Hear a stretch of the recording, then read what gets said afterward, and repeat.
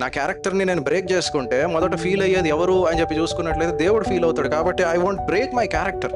ఇప్పటి వరకు నేను సంపాదించుకున్న ఆ మంచితనం అంతా నేను ఒక మాటతో, ఒక క్రియతో నేను అందరూ కూడా, ఎవరు చెదిరిపోయినటువంటి వారందరూ కూడా ఎవరిని ఎదుర్కొంటా ఉన్నారు అంటే నీరో అనేటువంటి ఒక రాజుని ఎదుర్కొంటా ఉన్నారు. నీరో రాజు ఎవరు అంటే క్రైస్తవులను చెండాడి చంపినటువంటి వాడు. ఆయన సైన్యానికి ఒక ఆర్డర్ ఇచ్చాడంటే ప్రతి ఒక్కరిని కూడా దారుణంగా చంపేస్తా ఉన్నాడు. వారందరినీ కూడా క్రైస్తవులను ఒక వ్యాక్స్ లాంటిది రాసి ఒక చెట్టుకు తగిలించి వారిని అంటించి దాని చుట్టూ డాన్స్ చేస్తూ ఉండేటువంటి వారు. ఈ యొక్క సిచ్యువేషన్ ని మీరు ఎదుర్కోబోతాం. సిచ్యువేషన్స్ చాలా దారుణంగా ఉంటాయి, కష్టమైనటువంటి వస్తాయి. అయినా కూడా డోంట్ లూజ్ యువర్ క్యారెక్టర్ అని చెప్పి తెలియజేస్తా ఉన్నాడు. మీకు వచ్చేటువంటి సిచ్యువేషన్ యేసు ప్రభు పరిశుద్ధ నామాన కూడి వచ్చిన అందరికీ ఆహ్వానాన్ని, వందనాలు తెలియజేసుకుంటున్నాను. యాకోబు పత్రిక 3వ అధ్యాయము 13 నుంచి 18 వచనాల ధ్యానం చేసుకుందాము. యాకోబు పత్రిక 3వ అధ్యాయము 13 నుంచి 18 వచనాలు. మీలో జ్ఞాన వివేకములు గలవాడెవడు, వాడు జ్ఞానంతో కూడిన సాత్వికం గలవాడే తన యోగ్య ప్రవర్తన వలన తన క్రియలను కనపరచవలెను. అయితే మీ హృదయములలో నివసింపనలవి కాని మత్సరమును వివాదమును ఉంచుకొనిన వారైతే అతిశయపడవద్దు, సత్యమునకు విరోధముగా అబద్ధమాడవద్దు. ఈ జ్ఞానము పైనుండి దిగివచ్చినది కాక భూ సంబంధమైనది, ప్రకృతి సంబంధమైనది, దయ్యముల జ్ఞానం వంటిది అని ఉన్నది. ఏలయనగా మత్సరమును వివాదమును ఎక్కడ ఉండును, అక్కడ అల్లరియు ప్రతి నీచ కార్యమును ఉండును. అయితే పైనుండి వచ్చు జ్ఞానము మొట్టమొదట పవిత్రమైనది, తరువాత సమాధానకరమైనది, మృదువైనది, సులభముగా లోబడినది, కనికరముతోనూ మంచి ఫలములతోనూ నిండుకొనిన నీతి ఫలము సమాధానం చేయు వారికి సమాధానమందు విత్తబడును. యాకోబు గారు ఈ యొక్క మాటలు రాస్తా ఉన్నారు. యాకోబు ఎవరు అంటే యేసు ప్రభు వారి యొక్క సహోదరుడు. అదేవిధంగా యెరూషలేము సంఘములో ఆయన ఒక సంఘ పెద్దగా ఉన్నాడు. ఎవరికి రాస్తున్నాడు అంటే స్టీఫెను చనిపోయిన తర్వాత, అపోస్తుల కార్యంలో స్టెఫెను చనిపోయిన తర్వాత క్రైస్తవులందరూ కూడా చెదిరిపోతారు. ఆ చెదిరిపోయినటువంటి వారికి ఈ యొక్క మాటలు రాస్తూ ఉన్నాడు. 3వ అధ్యాయంలో ప్రత్యేకంగా చూసుకుంటే ఆయన మొదటి 12 వచనాలు నాలుక గురించి రాస్తాడు. నాలుక గురించి రాసి తర్వాత 13 నుంచి చివరి వరకు 18 వరకు కూడా ఆయన జ్ఞానం గురించి రాస్తూ ఉన్నాడు. మీరు ఎటువంటి జ్ఞానం ప్రదర్శించాలి, ఏ జ్ఞానంతో మీరు ముందుకెళ్ళాలి, ఇహలోక సంబంధమైన జ్ఞానమా లేదంటే మరి పరలోక సంబంధమైన జ్ఞానమా, మిమ్మల్ని మీరు నిర్మించుకునే జ్ఞానమా, నాశనం చేసే జ్ఞానమా, ఏ జ్ఞానంతో మీరు ముందుకెళ్తున్నారు అని చెప్పి ఆయన 2 రకాల జ్ఞానాల గురించి రాస్తున్నాడు ఈ 5 వచనాల్లో. ఏ జ్ఞానాన్ని మనం వాడుకోవాలి, ఏ జ్ఞానంతో మనం ముందుకెళ్ళాలి అని చెప్పి నాలుకను అదుపులో పెట్టుకుంటూ మనం ఉపయోగించేటువంటి జ్ఞానము దైవికమైనటువంటి జ్ఞానంగా ఉండాలి. చూసుకుంటే మనకి ఈ సంవత్సరాలు పెరిగే కొద్దీ ఇన్ఫర్మేషన్ ఎక్కువ వస్తూ ఉన్నది, న్యూస్ ఎక్కువ వస్తూ ఉన్నది, తెలివి ఎక్కువ అవుతా ఉన్నది, కానీ జ్ఞానం తక్కువ అవుతా ఉన్నది. పుస్తకాలు చదివితే మనకి తెలివి వస్తుంది, న్యూస్ లేదంటే యూట్యూబ్లో వీడియోస్ అక్కడిక్కడ అవన్నీ చూస్తే మనం గ్యాదర్ చేసుకునేటువంటి ఇన్ఫర్మేషన్ అంతా కూడా దాన్ని తెలివి అని చెప్పి అంటారు. కానీ దేవుని దగ్గర నుండి వచ్చేది జ్ఞానం ఎలాంటిది ఇది అని చెప్పి అన్నప్పుడు, ఎవరైనా మనల్ని అవమానించినప్పుడు మనం తిరుగుబాటు చెయ్యం, ఎవరైనా దుర్భాషలాడినప్పుడు మనము దానికి తగ్గట్టుగా మన లైఫ్ని కిందకు దించుకొని మనం మాటలు మాట్లాడడం, ఎవరైనా వ్యతిరేక క్రియలు చేసినప్పుడు కూడా మనం ఇంకా ప్యూర్గానే పవిత్రంగానే క్రీస్తుని పోలి నడుచుకుంటాము. దీన్ని జ్ఞానం అంటాం. తెలివిని చూసుకున్నట్లయితే మనం బాగా చదువుకొని ఉన్నతమైన స్థానాలకు వెళ్ళి అక్కడికి వెళ్ళిన తర్వాత కూడా ఆ క్యారెక్టర్ని కాపాడుకోలేకుండా పడిపోయినటువంటి వాళ్ళు చాలామంది ఉన్నారు. తెలివి ఎంతవరకు తీసుకుని వెళ్తుంది అంటే మనకు సర్టిఫికేట్ల వరకు తీసుకుని వెళ్తుంది, కానీ జ్ఞానం ఎక్కడి వరకు తీసుకుని వెళ్తుంది అంటే మనకి క్యారెక్టర్ ఇస్తుంది. ఈ క్యారెక్టర్ ఎక్కడి నుంచి వస్తూ ఉన్నది అని చెప్పి మన రూట్స్ అన్ని కూడా తీసుకుని వెళ్ళినట్లయితే యాకోబు గారు చాలా చక్కగా యేసు ప్రభుని పరిచయం చేశారు. ఆయన పేరు వాడకుండా ఈ 5 వచనాల్లో యేసు ప్రభు వారిని ఆయన చాలా చక్కగా పరిచయం చేశాడు. అదంతా కూడా చూద్దాము. కానీ ముందు మనం చూసుకున్నట్లయితే 13వ వచనంలో నిజమైనటువంటి జ్ఞానం దైవభక్తి గల ప్రవర్తనలో కనిపిస్తూ ఉంటుందని చెప్పి ఆయన తెలియజేస్తా ఉన్నాడు. 3 మాటలు రాశాడు అక్కడ. ఏం రాశాడు? మీలో జ్ఞాన వివేకములు గల వాడెవడు, వాడు జ్ఞానంతో కూడిన సాత్వికం గలవాడే తన యోగ్య ప్రవర్తన వలన తన క్రియలను కనపరచవలెను. యూదులకు ప్రాముఖ్యంగా, వీరంతా చెదిరిపోయిన క్రైస్తవులందరూ కూడా మెజారిటీ ఎవరంటే జూస్. ఈ యూదులకి ఏమి ఇష్టం అంటే జ్ఞానం ఇష్టం. ఇప్పటికీ కూడా వీరికి జ్ఞానం అంటే ఇష్టం. ఏ బ్యాంక్ హెడ్ చూసుకున్నా యూదుడే ఉంటాడు, ఏ మిసైల్ తయారు చేయాలన్నా యూదుడే ఉంటాడు, ఒక వెపన్ తయారు చేయాలన్నా లేదంటే ఒక ప్రణాళిక రచించాలన్నా యూదుడే ఉంటాడు. వీరికి జ్ఞానం అంటే చాలా ఇష్టం. కాబట్టి మీ జ్ఞానాన్ని ఎలా వాడుతున్నారు అనేటువంటి విషయాన్ని నేను తెలియజేస్తా ఉన్నాడు. గ్రీక్ భాషలో సోఫోస్ అని చెప్పి అంటారు. కొంతమంది ఆడపిల్లలకి పేరు పెట్టుకుంటారు సోఫియా అని. సోఫియా అంటే విజ్డమ్ అని. సో ఈ సోఫోస్ని తెలియజేస్తా ఉన్నాడు, జ్ఞానాన్ని తెలియజేస్తా ఉన్నాడు. ఏమని తెలియజేస్తా ఉన్నాడు అంటే, మీలో జ్ఞాన వివేకములు గలవాడు ఎవడు అని చెప్పి తెలియజేస్తా ఉన్నాడు. జ్ఞాన వివేకాన్ని ఆయన చాలా చక్కగా చెప్తా ఉంటూ, మీరు దేవుని యందు భయభక్తులు కలిగి ఉన్నట్లయితేనే అది జ్ఞానానికి మూలం. ఎందుకంటే సామెతల గ్రంథం 9వ అధ్యాయం 10వ వచనంలో, యెహోవా యందు భయభక్తులు కలిగి ఉండుటయే జ్ఞానమునకు మూలము, పరిశుద్ధ దేవుని గూర్చిన తెలివియే వివేచనకు ఆధారము అని చెప్పి ఉంటుంది. ఈ యొక్క భయభక్తులు లేకుండా ఈ జ్ఞానం అనేది రాదు.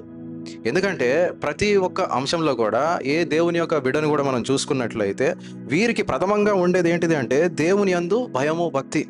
ఆ భయము భక్తి లేకుండా ఆ జ్ఞానం వరకు, ఆ క్యారెక్టర్ వరకు మనం వెళ్ళలేం. నా క్యారెక్టర్ని నేను బ్రేక్ చేసుకుంటే మొదట ఫీల్ అయ్యేది ఎవరు అని చెప్పి చూసుకున్నట్లయితే దేవుడు ఫీల్ అవుతాడు. కాబట్టి I want break my character.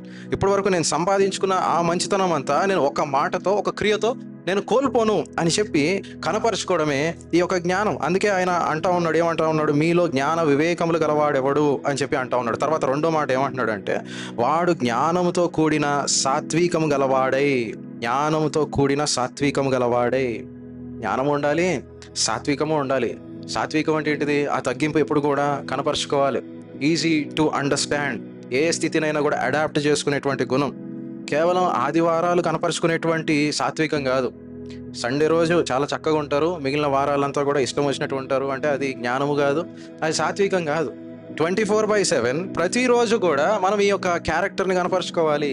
ఆ జ్ఞానం నాకు కావాలి అంటే I should maintain that dignity, that character అని చెప్పి ఆయన తెలియజేస్తూ ఉన్నాడు. కాబట్టి ఇది సండే ప్రజెంట్ చేసేది కాదు, ప్రతిరోజు కూడా మీరు కనపరుచుకోవాలి. ప్రాముఖ్యంగా ఎవరు చెప్తా ఉన్నాడు? చెదిరిపోయినటువంటి క్రైస్తవులందరికీ చెప్తా ఉన్నాడు, అయ్యా మీరు మీ యొక్క స్వభావాన్ని, మీ క్యారెక్టర్ని చాలా జాగ్రత్తగా చూసుకోండి, దాన్ని బట్టే మన జ్ఞానం ఏంటో తెలిసిపోద్ది అని చెప్పి ఆయన చెప్తా ఉన్నాడు.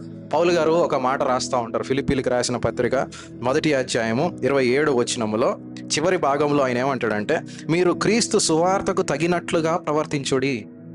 ఫిలిప్పీ సంఘం గొప్ప సంఘం, ధనంతో నిండినటువంటి సంఘం. ధనవంతులందరూ కూడా ఆ సంఘంలో ఉంటారు. ఎందుకంటే పౌలు గారు జైల్లో ఉన్నప్పుడు కూడా ఆ ఫిలిప్పీ సంఘం చాలా చక్కగా ఆయనకు సహాయం చేసింది. అయ్యా మీకు ధనము ప్రాముఖ్యమే, మీకు ఉన్నది చాలా సంతోషం, కానీ మీరు ఎల్లప్పుడూ కూడా క్రీస్తు సువార్తకు తగినట్లుగా ప్రవర్తించండి. కొన్ని ప్రలోభాలు వస్తాయి, కొన్ని బెనిఫిట్స్ వస్తాయి, కాబట్టి you should break your character అనేటువంటి ఆ యొక్క మాట వచ్చినప్పుడు దయచేసి మీరు కాంప్రమైజ్ అవ్వకండి. ఆ చిన్న చిన్న వాటికి మీకున్నటువంటి పెద్ద క్యారెక్టర్ని మీరు కోల్పోకండి అని చెప్పి ఆయన తెలియజేస్తా ఉన్నాడు. మూడో మాట ఆయన ఏం చెప్తా ఉన్నాడంటే, తన యోగ్య ప్రవర్తన వలన, ఆ యొక్క ప్రవర్తన ఎలాగుంటుందో తన క్రియలను కూడా కనపరుచుకోవాలి. నా ప్రవర్తన ఇంత గొప్పగా ఉందని నేను చెప్పుకోవడం కాదు, అది నా యొక్క యాక్షన్స్లో ఉండాలి. ఆ ప్రేమను నేను మొదట నా ఇంట్లో చూపెట్టుకోవాలి, నా చుట్టూ ఉన్నటువంటి వారితో చూపెట్టుకోవాలి. ఎంత ద్వేషించినా కూడా వారి పట్ల కృపగలిగే నేను ఉండాలి. కాబట్టి వీరందరూ కూడా, ఎవరు చెదిరిపోయినటువంటి వారందరూ కూడా ఎవరిని ఎదుర్కొంటా ఉన్నారు అంటే, నీరో అనేటువంటి ఒక రాజుని ఎదుర్కొంటా ఉన్నారు. నీరో రాజు ఎవరు అంటే, క్రైస్తవులను చెండాడి చంపినటువంటి వాడు. ఆయన సైన్యానికి ఒక ఆర్డర్ ఇచ్చాడంటే ప్రతి ఒక్కరిని కూడా దారుణంగా చంపేస్తా ఉన్నాడు. వారందరినీ కూడా క్రైస్తవులను ఒక వ్యాక్స్ లాంటిది రాసి ఒక చెట్టుకు తగిలించి వారిని అంటించి దాని చుట్టూ డ్యాన్స్ చేస్తూ ఉండేటువంటి వారు. ఈ యొక్క సిట్యువేషన్ని మీరు ఎదుర్కోబోతా ఉన్నారు. అయినా కూడా డోంట్ లూజ్ యువర్ క్యారెక్టర్ అని చెప్పి తెలియజేస్తా ఉన్నాడు. మీకు వచ్చేటువంటి సిట్యువేషన్స్ చాలా దారుణంగా ఉంటాయి, కష్టమైనటువంటివి వస్తాయి, అయినా కూడా you should carry your character అని చెప్పి ఆయన తెలియజేస్తా ఉన్నాడు. తన యోగ్య ప్రవర్తన వలన తన క్రియలను కనపరచవలెను అని చెప్పి ఆయన తెలియజేస్తా ఉన్నాడు. ఒకసారి మత్తయి సువార్తకి వెళ్ళినట్లయితే 7వ అధ్యాయము 16వ వచనం నుండి మనం చదువుకుందాం. మత్తయి సువార్త 7:16 నుంచి, వారి ఫలముల వలన మీరు వారిని తెలుసుకొందురు. ముండ్ల పొదల్లో ద్రాక్ష పండ్లైనను, పల్లేరు చెట్లు అంజూరపు పండ్లైనను కోయుదురా? అలాగుననే ప్రతి మంచి చెట్టు మంచి ఫలములు ఫలించును, పనికిమాలిన చెట్టు కాని ఫలములు ఫలించును. మంచి చెట్టు కాని ఫలములు ఫలింపనేరదు, పనికిమాలిన చెట్టు మంచి ఫలములు ఫలింపనేరదు. మంచి ఫలములు ఫలింపని ప్రతి చెట్టు నరకబడి అగ్నిలో వేయబడును. కాబట్టి మీరు వారి ఫలముల వలన వారిని తెలుసుకొందురు. వారి యొక్క మాటల వలన అని చెప్పలేదు, వారి యొక్క ప్రసంగాల వలన అని చెప్పలేదు, వారి యొక్క క్రియల వలన. అది పనికిమాలిన చెట్టు అయితే తీసుకుని వెళ్ళి ఎక్కడేస్తారంట? అగ్నిలో వేస్తారంట. వారి యొక్క క్రియలు ఒక రకంగా ఉన్నాయి, వారి యొక్క మాటలు ఒక రకంగా ఉన్నాయంటే వారందరూ కూడా నరకానికే పోతారు. మేము క్రైస్తవులమండి కానీ మేము దుర్భాషలు ఆడతాము, మేము క్రైస్తవులమండి కానీ మేము ద్వేషిస్తాము, మేము క్రైస్తవులమండి కానీ మేము క్రీస్తుకి తగినట్టుగా ఉండము అంటే తీసుకుని పోయి డైరెక్ట్గా అగ్నిలో వేయడం జరుగుతూ ఉన్నది. ఈ యొక్క మాటలన్నింటినీ కూడా ఆయన చాలా చక్కగా తెలియజేస్తున్నాడు. అయ్యా, మీరు ఎదుర్కొనేటువంటి పరిస్థితులు కఠినమైనటువంటి పరిస్థితులు.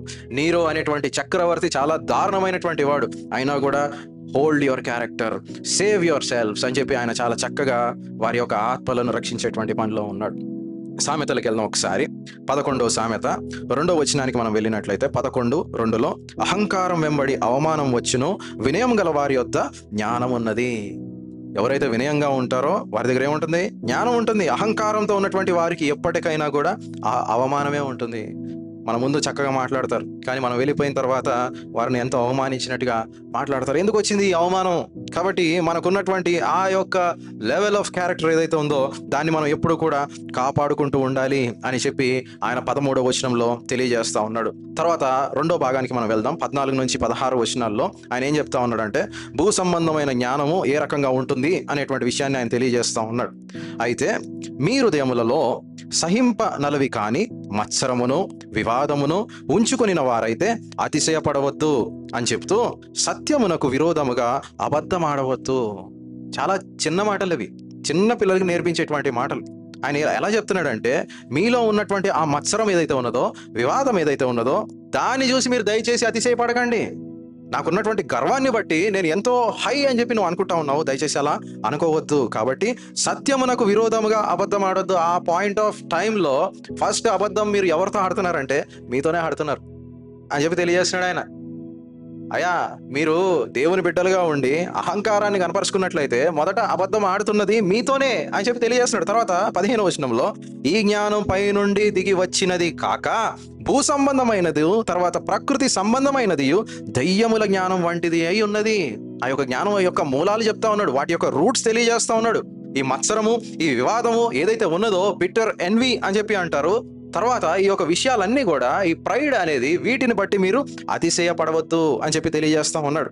16వ వచనంలో, ఏలయనగా మత్సరమును వివాదమును ఎక్కడ ఉండునో అక్కడ అల్లరియు ప్రతి నీచ కార్యము ఉండును. అక్కడ ఏమి పీస్ఫుల్గా ఉండదు, అక్కడ అంతా కన్ఫ్యూజనే ఉంటుంది. దాన్ని బట్టి అనవసరంగా అహంకారంతో మనం ఎంతో గర్వించుకుని నేను ఏదో స్థాయిలో ఉన్నానని చెప్పి అనుకుంటా ఉన్నారు, కానీ మీతోనే మీరు అబద్ధం ఆడుతూ ఉన్నారు, మిమ్మల్ని మీరు మోసపుచ్చుకుంటా ఉన్నారు. దయచేసి ఆ మోసంలో ఉండకండి, సత్యంలో ఉండండి, సత్యంలో ఉండండి, ఎల్లప్పుడూ కూడా తగ్గించుకునే ఉండండి అని చెప్పి తెలియజేస్తా ఉన్నాడు. ఒక మంచి మాట చదువుకుందాం. సామెతల గ్రంథము 14వ సామెత 30వ వచనానికి మనం వెళ్దాం. 14వ సామెత 30వ వచనంలో, బైబిల్లో ఉన్న వాళ్ళు తీయండి. సాత్వికమైన మనస్సు శరీరమునకు జీవము. సాత్వికమైనటువంటి మనస్సు శరీరానికి ఏంటిది? జీవము. కానీ మత్సరము ఎముకలకు కుళ్ళు. మత్సరం ఏంటిదంట? ఎముకలకు కుళ్ళు. వాక్యం చాలా శ్రేష్టంగా చెప్తా ఉన్నది. దీని వలన మొదట ఎఫెక్ట్ అయ్యేది ఎవరు? నీ చుట్టుపక్కల ఉన్న వాళ్ళు కాదు, నువ్వే ఎఫెక్ట్ అవుతావు. కాబట్టి అటువంటి ఆ మత్సరాన్ని పక్కన పెట్టేసి, ఆ బిట్టర్ ఎన్వి ఏదైతే ఉన్నదో, సెల్ఫ్ అంబిషన్ ఏదైతే ఉన్నదో, ప్రైడ్ అనేది ఏదైతే ఉన్నదో, దాన్ని దయచేసి పక్కన పెట్టేసేయండి. ఎవరికి చెప్తున్నాడు ఈ యొక్క మాటలు? చెదిరిపోయిన క్రైస్తవులకు చెప్తున్నాడు. డైరెక్ట్లీ, ఇండైరెక్ట్ గా 2000 సంవత్సరాలు అయిన తర్వాత కూడా ఇవన్నీ కూడా మనకే రిఫ్లెక్ట్ అవుతా ఉన్నాయి, కనబడతా ఉన్నాయి. బీ హంబుల్, తగ్గించుకుని ఉండండి. ఎల్లప్పుడు కూడా లేని దాన్ని ఎప్పుడు కూడా ఉన్నది అని చెప్పి ఎప్పుడు కూడా అనుకోవద్దు. ఆ యొక్క మత్సరం వల్ల వచ్చేది ఏంటిది అంటే సమస్య వస్తుంది, ఇబ్బందే వస్తుంది. ఆది కాండంలో ఒక అన్న ఒక తమ్ముడిని చంపేస్తాడు. కయను ఏబేలుని చంపేస్తాడు. కయనుకి ఉన్నటువంటి సమస్య ఏబేలు కాదు. కయనుకు ఉన్నటువంటి సమస్య ఏంటిదంటే ఆయన హృదయంలో ఉన్నటువంటి మత్సరం. ఆ మత్సరం వలన ఏమొచ్చింది? మర్డర్ అనేది వచ్చింది. ఎందుకు వచ్చింది? వాడి అర్పణను తీసుకుంటాడు, నా అర్పణ తీసుకోడా? వాడి అర్పణ శ్రేష్టమైంది అంటాడు, నా అర్పణను తీసి పక్కన పాడేస్తాడా? అర్పణ విషయంలో నేను ఎక్కడ లోపిస్తున్నాను అనేటువంటి విషయాన్ని ఆలోచన చేయడం మానేసి ద్వేషం వైపు వెళ్ళాడు. బైబిల్లో ఫస్ట్ మర్డర్ రికార్డ్ అయింది. ఎందుకు అయింది అంటే ఈ మత్సరం వల్లనే అయింది, ఈ అనవసరమైనటువంటి గర్వం వల్లనే అయింది. కాబట్టి మనందరికీ కూడా ఇవి పాఠాలుగా కనబడతా ఉన్నాయి. పౌలు గారు రాస్తా ఉన్నారు ఫిలిప్పీ సంఘానికి 2వ అధ్యాయం 3-4 వచనాల్లో. ఫిలిప్పీ 2వ అధ్యాయం 3-4 వచనాల్లో, కక్ష చేతనైనను వృధాతిశయము చేతనైనను ఏమీ చేయక ఎలా చేయాలంట? వినయమైన మనస్సు గలవారై ఒకనికొకడు తనకంటే యోగ్యుడని ఎంచుచు. మన చుట్టుపక్కల ఉన్నటువంటి వారందరినీ కూడా ఎలా చేయాలంట? నాకంటే వేరే వాళ్ళు యోగ్యులుగా ఉన్నారు అంటే మనల్ని మనం ఎప్పుడు కూడా తగ్గించుకోవాలి. 4వ వచనంలో, మీలో ప్రతివాడును తన సొంత కార్యములను మాత్రమే గాక ఇతరుల కార్యములను కూడా చూడవలెను. నాకు అంతా తెలుసు అని చెప్పి ఎప్పుడు అనుకోకూడదు. వేరే వాళ్ళ యొక్క కార్యాలను కూడా మనం చూసి మనం నేర్చుకునే వారంగా ఉండాలి. క్రైస్తవుడు ఎప్పుడైతే నేర్చుకోవడం ఆపేస్తారో, క్రైస్తవుడు ఎప్పుడైతే నాకు అంతా తెలుసు అని చెప్పి అనుకుంటాడో, డిస్ట్రాక్షన్ స్టార్ట్స్. Destruction starts. నాకు అంతా తెలుసు అని చెప్పి అనేది ఒకే ఒకడు. ఎవడు వాడు? సైతాను. సైతాన్ అంటాడు నాకంతా తెలుసు. వాడికి తెలిసినంత వాక్యం ఎవడికి తెలియదు, వాడే అంటాడు. కాబట్టి క్రైస్తవులంగా మనం ఎప్పుడు కూడా నాకంతా తెలుసు అని చెప్పి ఎప్పుడు కూడా అనుకోకూడదు. మనం ఎప్పుడు కూడా హంబుల్గా ఉండాలి, తగ్గించుకుని ఉండాలి, నేర్చుకునే వారంగా ఉండాలి, నేర్పించే వారంగా ఉండాలి. నాకంటే వేరే వాళ్ళు యోగ్యులుగా ఉన్నారు అని చెప్పి ఎప్పుడు కూడా అనుకుంటూ ఉండాలి. నేనే యోగ్యుణ్ణి అని చెప్పి ఎప్పుడు కూడా అనుకోకూడదు. గత 3 వారాలుగా ఒక వచనం చూస్తా ఉన్నాం. మళ్ళీ ఈ రోజు కూడా ఆ వచనం చూద్దాం. సామెతల గ్రంథం 14వ అధ్యాయం. సామెతల గ్రంథం 14వ అధ్యాయం 12వ వచనంలో, ఒకని ఎదుట సరైనదిగా కనబడు మార్గం కలదు, అయితే తుదకు అది మరణమునకు త్రోవ తీయును. నాకు ఇదే కరెక్ట్ అని చెప్పి అనిపిస్తూ ఉంటుంది. వితౌట్ ఎనీ ఎగ్జామినేషన్, విచారణ చేయకుండా నేను వెళ్ళేటువంటి మార్గము సరి అయింది. అది నాశనకరమైన, ఇబ్బందికరమైన, నా ముందు ఎవరు వచ్చినా వాడిని పక్కన జరిపేస్తాను, వాడిని చంపేస్తాను, వాడిని ఏదైనా చేస్తాను, కానీ నేను వెళ్ళేదే కరెక్ట్ అని చెప్పి కొంతమంది అనుకుంటారు. అలాంటిది ఏమవుతుందంటే తుదకు అది మరణానికి త్రోవ తీయును. బైబిల్లో ఇలాగే కొంతమంది ఒక గోపురాన్ని కడదామని చెప్పి నిర్మించుకున్నారు. బాబేలు గోపురం కడుతూ వాళ్ళు దేవుణ్ణి కూడా మించిపోయి వారందరూ కూడా ఏమనుకున్నారంటే మనమంతా కూడా మంచి పేరు సంపాదించుకుందాం. వాళ్ళ ఎజెండా ఏంటిది? అందులో దేవునికి మహిమ లేదు, ప్రజలకు దీవెన లేదు, ఒక ఉపయోగం కూడా లేదు. వాళ్ళందరూ ఏమనుకున్నారు? మనంతా కూడా ఒక గొప్ప పేరు సంపాదించుకుందాం. ఒకసారి చదువుదాం. ఆదికాండము 11వ అధ్యాయము 4వ వచనంలో చివరి భాగంలో ఆయన చెప్తా ఉంటాడు. ఎవరు ఇక్కడ ఉన్నటువంటి వారి యొక్క పరిస్థితి చెప్తా ఉంటాడు. ఏమని? పేరు సంపాదించుకుందాం రెండని మాట్లాడుకొనగా. వీరందరికీ ఏం కావాలంట? పేరు కావాలంట. ఆహారం ఉన్నది, కూడు ఉన్నది, గుడ్డ ఉన్నది, మనుషులు ఉన్నారు, వ్యవసాయం ఉన్నది, సమస్తం కూడా దేవుడు ఇస్తా ఉన్నాడు, అంతా బాగానే బతుకుతా ఉన్నారు. అయినా కూడా వీరికి ఏం కావాలంట? పేరు కావాలని చెప్పి ఏం స్టార్ట్ చేశారు? బాబేలు గోపురాన్ని నిర్మించారు. నిర్మించి ఆఖరికి ఏమైపోయిందంటే వీరంతా కూడా వీరి భాషలు తారుమారైపోయి ఏమొచ్చేసింది? అక్కడ కన్ఫ్యూజన్ వచ్చేసింది. ఒక్క గర్వపు ఆలోచన వలన వీరందరూ కూడా ఏమైపోయారంటే వారి దృష్టిని మళ్లించి వారంతా కూడా ఏం మాట్లాడుతున్నారో అర్థం కానటువంటి సిచ్యువేషన్కి వెళ్ళిపోయారు. గలిబిలి అనేది వచ్చేసింది. కాబట్టి ఈ అనవసరమైనటువంటి ఇహలోక సంబంధమైనటువంటి ఈ జ్ఞానాన్ని దయచేసి మీరు విచారణ చేయకండి. ఆయన ఆల్రెడీ మీకు కొన్ని మార్గాలు ఏర్పాటు చేసి ఉన్నాడు, దానిలోనే వెళ్ళండి అని చెప్పి ఇదంతా కూడా ఇప్పటి వరకు వివరించాడు. దేవుని యొక్క జ్ఞానం ఏ రకంగా ఉంటుంది, ఇహలోక సంబంధమైనటువంటి జ్ఞానం ఏ రకంగా ఉంటుంది అని చెప్తూ ఒక సాలిడ్ ఎగ్జాంపుల్ ఇస్తా ఉన్నాడు. 17వ వచనంలో 3వ మాటగా మనం చూద్దాము. ఆయన ఇచ్చేటువంటి ఎగ్జాంపుల్ ఏంటిది అంటే, అయితే పైనుండి వచ్చే జ్ఞానము మొట్టమొదట పవిత్రమైనది. జాగ్రత్త చదువుదాము. ఇందులో మనకి యేసుప్రభు వారు కనబడతారు. పైనుండి వచ్చే జ్ఞానము మొట్టమొదట పవిత్రమైనది, రెండోది తర్వాత సమాధానకరమైనది, మూడోది మృదువైనది, నాలుగోది సులభముగా లోబడినది, ఐదోది కనికరము నిండుకొనిన అని చెప్పి ఉంటుంది. తర్వాత మంచి ఫలములతోనూ అని చెప్పి ఉంటుంది. తర్వాత పక్షపాతమునైనను వేషధారణ అయ్యో లేనిదినై ఉన్నది అని చెప్పి ఉన్నది. ఇందులో ఈ క్వాలిటీస్ అన్ని కూడా ఎవరికి ఉన్నాయండి అని చెప్పి చూసుకుంటే, పవిత్రమైనది. ఎవరు పవిత్రంగా ఉన్నారు? యేసుప్రభు వారు పవిత్రంగా ఉన్నారు. ఆయన ఏ పాపం కూడా చేయలేదు. రెండోది ఏంటిది? తరువాత సమాధానకరమైనది, పీస్. యేసుప్రభు వారికి ఇచ్చినటువంటి టైటిల్ ఏంటిది అంటే సమాధానానికి ఆయన అధిపతిగా ఉన్నాడు.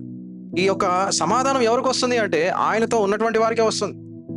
ఎవరైతే యేసుప్రభు వారితో నడుచుకుంటారో వారికే వస్తుంది. తర్వాత మూడోది మృదువైనది అని చెప్పి ఉన్నది. యేసుప్రభు వారు ఎప్పుడు కూడా ఎవరిక్కడ ధనవంతులు వాళ్ళ ఇంటికి వెళ్దాం అని చెప్పి వెళ్ళలేదు. ఎవరిక్కడ మంచి పేరు ప్రతిష్టలు సంపాదించుకున్నారు ఈ ఊర్లో వారి దగ్గరికి వెళ్దాం అని చెప్పి అక్కడ కూడా వెళ్ళలేదు. ఎవరు ఇక్కడ బాగా ఉన్నతమైనటువంటి స్థానంలో ఉన్నారు అంటే వారి దగ్గర కూడా వెళ్ళదు. యేసుప్రభు వారు ఎవరి దగ్గరికి వెళ్ళారు? ఆయన వెళ్ళింది బ్రోకన్ పీపుల్ దగ్గరికి, పాపంతో బాధపడుతున్నటువంటి వారి దగ్గరికి. ఎవరైతే ఇహలోక పరంగా చాలా హీనంగా చూస్తారో సమరయ స్త్రీ, ఆమె దగ్గరికి వెళ్ళాడు. మనుషులందరూ కూడా పక్కన పెట్టేసినటువంటి ఈ ట్యాక్స్ కలెక్టర్స్ వాళ్ళ దగ్గరికి వెళ్ళాడు. కుష్టి రోగం ఎవరైతే ఉందో వారిని వెళ్ళి పట్టుకున్నాడు. గుడ్డివారుగా ఎవరైతే ఉన్నారో వారిని వెళ్ళి ముట్టుకున్నాడు. వీరందరికీ కూడా ఏం చేశాడు అంటే వీరందరికీ స్వస్థత చేశాడు. ఎందుకు చేశాడు అంటే ఆయన వచ్చిందే అందుకు. ఆయన వచ్చింది ఎవరి కోసం? పాపుల కోసం వచ్చాడు. ఆయన గొప్పవారి కోసం ఎప్పుడు కూడా రాలేదు. కాబట్టి ఆయన యొక్క క్యారెక్టర్ చూసుకుంటే ఈ మృదువైనటువంటి స్వభావం, ఈ స్వభావం ఎలా ఉంటుందంటే మనుషుల మధ్యన డిస్క్రిమినేషన్ అనేది ఉండదు. ఆ డిస్క్రిమినేషన్ని పక్కన పెట్టేసి ఆయన చాలా చక్కగా అందరి దగ్గరికి వెళ్ళాడు. సులభముగా లోబడినది. ఆయన పాపులను స్వీకరించాడు, వాళ్ళతో మాట్లాడాడు, వారిని సరి చేశాడు, వారికి రక్షణ సువార్త ప్రకటించాడు, వారికి ఆహారం పెట్టాడు, వారి యొక్క రోగాలను నయం చేశాడు, అన్ని కూడా చేశాడు. ఎవరు చేశాడు? ఎలాగా? ఎక్కడి నుండి వచ్చింది స్వభావం అంటే అది క్రీస్తు దగ్గర నుండే వచ్చింది. తర్వాత కనికరంతో నిండుకొనిన, he just forgave the people. ఆ రోజు నుంచి నేటి వరకు కూడా ఎంత దారుణమైనటువంటి జీవితం జీవిస్తున్నా కూడా అయ్యా నేను మారుమనసు పొందుతాను అని చెప్పి ముందుకు వచ్చినటువంటి వారందరినీ కూడా ఆయన క్షమించాడు. ఎందుకు అంటే ఆయన ఏమి ఆశించట్లే. ఆయన ఆశించేది ఏంటిదంటే మానవులందరికీ కూడా నేను ఒక క్యారెక్టర్ ఇచ్చా, ఆ క్యారెక్టర్ ప్రకారం జీవిస్తా అని చెప్పి ఎవడు వచ్చినా హీఈస్ వెల్కమ్. ఏ స్త్రీ వచ్చినా షీఈస్ వెల్కమ్.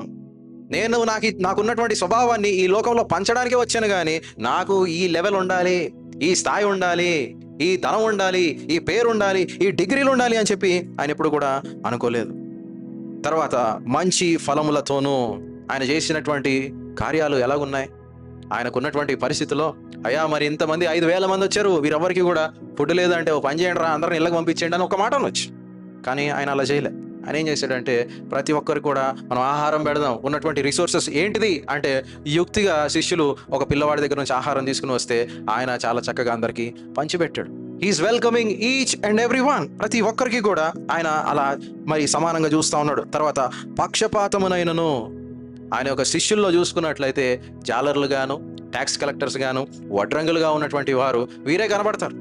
తర్వాత ఎంత పెద్ద వ్యక్తి అయినా కూడా ఆయనను ఆహ్వానించినా కూడా వీరిని ఎలా చూశాడో వారిని అలాగే చూశాడు. ఒకరికి సోఫా వేసి ఒకరి నేల మీద ఎప్పుడు కూర్చోబెట్టలేదు.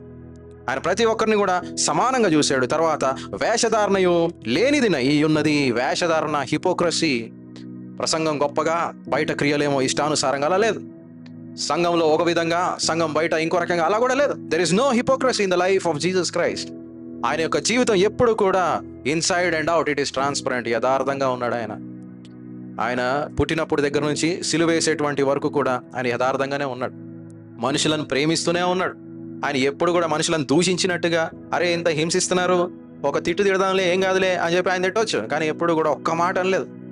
ఆయన ఎప్పుడు కూడా క్షమిస్తూనే ముందుకెళ్తా ఉన్నాడు. అయ్యే ఈ ఫలాలు అయ్యా మీలో ఉండాలి అని చెప్పి తెలియజేస్తా ఉన్నాడు. ఎవరు? యాకోబు తెలియజేస్తా ఉన్నాడు. ఎవరికి?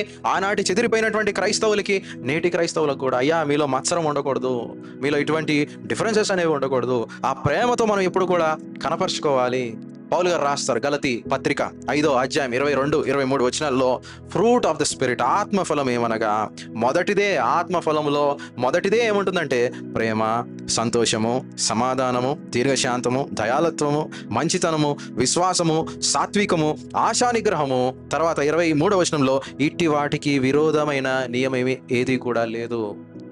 వీటికి విరోధమైన ఎటువంటి నియమాలు లేవండి. ఇవి మాత్రం ఆత్మఫలాలుగా, నేను యేసు ప్రభు వారిని అంగీకరిస్తే ఇలాంటి ఫలాలు ఉండాలి నా యొక్క జీవితంలో. ద్వేషంగా వారిని వీరిని తిట్టుకుంటూ, అవతల వారిని తక్కువ చేసి మాట్లాడుతూ, లేదంటే ఇన్సల్ట్ చేస్తూ ఈ మాటలు ఉండకూడదు. అవతల వాళ్ళు దూషించినా, హింసించినా, ఎంత తక్కువ చేసి చూసినా యేసు ప్రభు వారు ఒక్క మాట మాట్లాడలే. ఎందుకు మాట్లాడలేదు? ఆయన దేవుడు కదా, ఎందుకు మాట్లాడలేదు అంటే, అరే బాబు నేను ఆ క్యారెక్టర్ కనపరుచుకోవాలని, మీరు కూడా అలాగనే ఉండండి అని చెప్పి ఆయన ఏం మాట్లాడలేదు.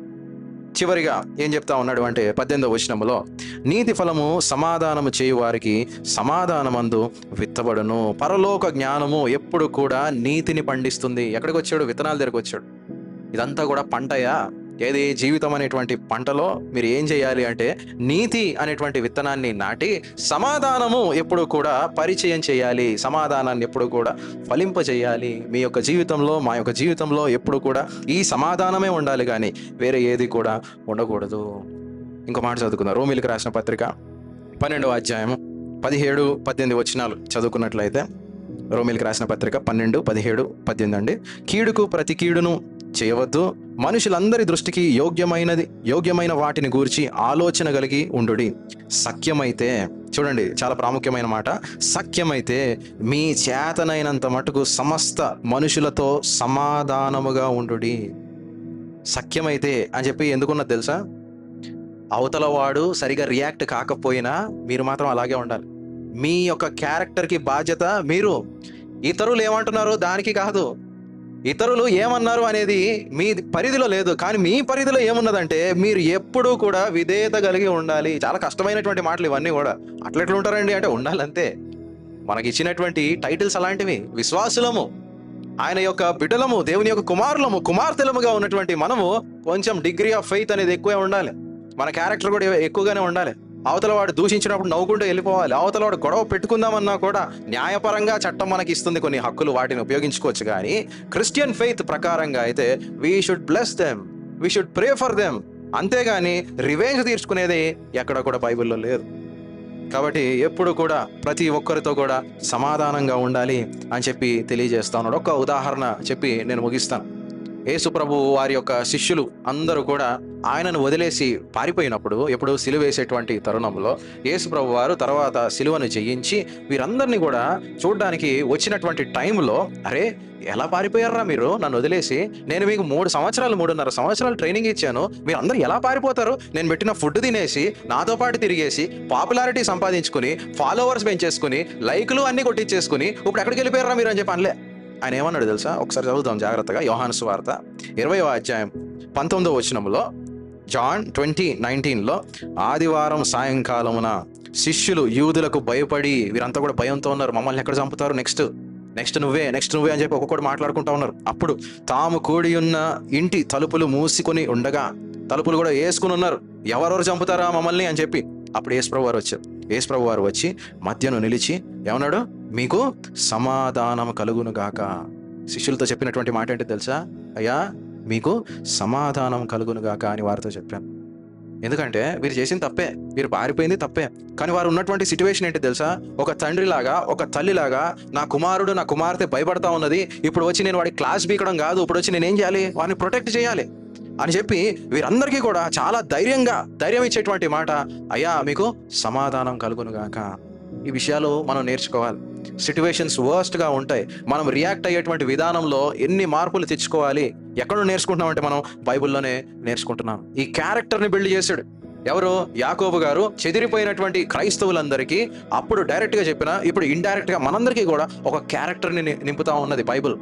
ఎందుకు అంటే దేవుడు దూరదృష్టితో ఆలోచన చేశాడు. 2000 సంవత్సరాలు కాదు కదా, 3000 సంవత్సరాలైన మనుషులు ఇలాగే ఉంటారు. కాబట్టి వీరికి అవసరమైనటువంటి ప్రతి మాట మనం ఇవ్వాలి అని చెప్పి, build your character and depend on God అని చెప్పి మాత్రమే తెలియజేసి, ఆయన వీరందరినీ కూడా, అయ్యా మీరు దేవుని యొక్క స్వభావం కలిగి ఉండండి, ఆయన యొక్క జ్ఞానం మీదే మీరు ఆధారపడండి, కానీ మీ సొంతంగా ఎటువంటి వినాశనానికి మీరు దారి తీసుకోకండి అని చెప్పి వారందరినీ కూడా ధైర్యపరిచాడు.